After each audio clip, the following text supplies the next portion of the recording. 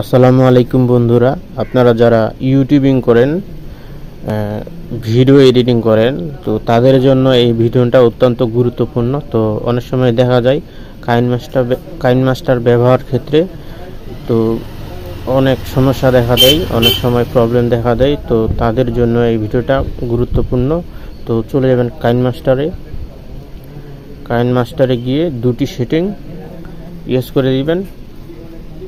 এই কর্নারে সেটিংয়ে ক্লিক করবেন, ক্লিক করার পর অ্যাডভান্স সেটিংয়ে ক্লিক করবেন। ক্লিক করার পর আমার ইউজ করা আছে, তো এখানে add video clips with up to 240 fps এটা ইউজ করে দিবেন।